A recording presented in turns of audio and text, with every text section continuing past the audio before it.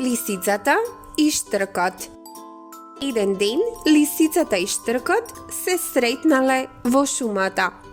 Лисицата, позната како итра и лукава, решила да го покани штркот на вечера.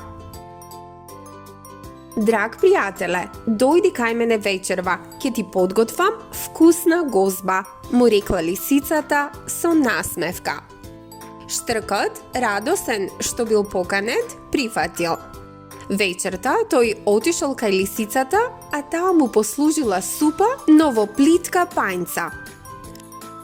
Повели уживај, рекла лисицата и почнала да ја лиже супата со својот долг јазик. Но сиротиот штрк со својот долг клун не можел да ја јаде супата од плитката пањца. Колку и да се обидувал, не можел да зграби ниту капка од супата. Лисицата само се смеела и уживала во храната, а штркот останал гладен. Ох, извини, рекла лисицата, глумејќи љубезност. Изгледа ти не можеш да јадеш вака.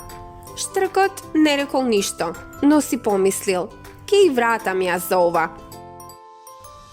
Наредниот ден штркот ја поканил лисицата на вечера. Дојди кај мене, ќе те почестам со нешто многу вкусно, и рекол тој.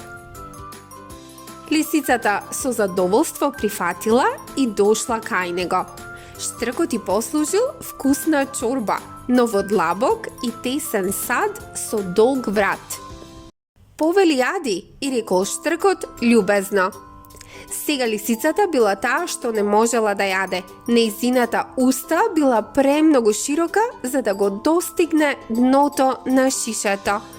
Колку и да се трудела, не можела да зграби ниту залак. Штркот пак лесно ја јадел својата вечера со својот долг клун и се смешкал. Ох, извини, рекол, изгледа ти не можеш да јадеш вака. Лисицата сватила дека штркот и ја вратил шегата. Засрамена си заминала без да каже ниту збор. Поука на приказната.